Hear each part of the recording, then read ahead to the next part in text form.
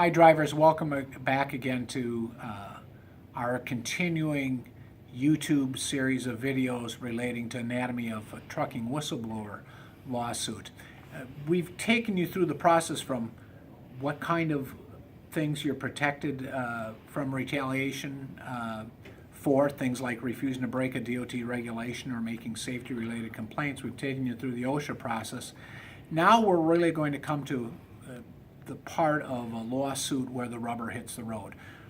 Somebody, either the driver or the trucking company, has already appealed an OSHA decision, and now we're going to be assigned to the United States Department of Labor's Office of Administrative Law Judges. So what happens there is there's about 40 to 45 judges in the country in various cities who work for the Department of Labor, and they will conduct a hearing.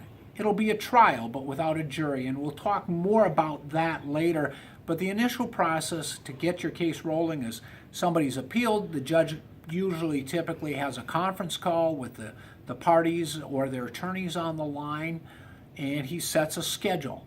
And that schedule is going to basically be the roadmap for where your case is going and when things have to happen.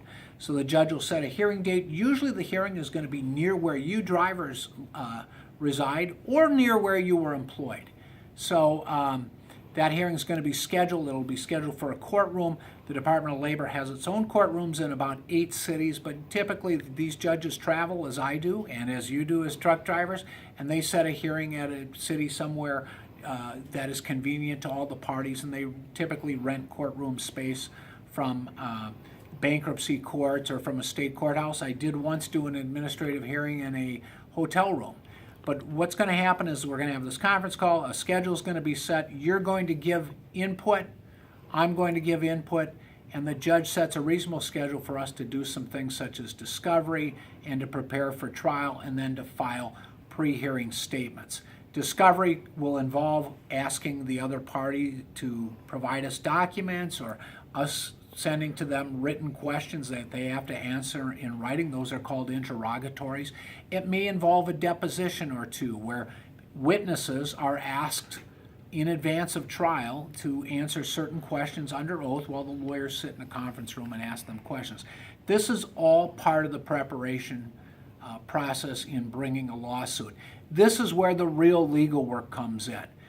If I tell people I'm a trial attorney, which I am, they're sometimes surprised to hear me say that in a year, a big year, I'm handling about 8 trials. That is a lot. Most of the work that we do as trial attorneys are things that go on between the time of the OSHA appeal until the time we have a trial. So for probably every 1 hour in the courtroom in a case, I probably have at least 50 hours of time outside the courtroom in preparation. We'll continue this series soon. Thanks for watching and drive safely out there.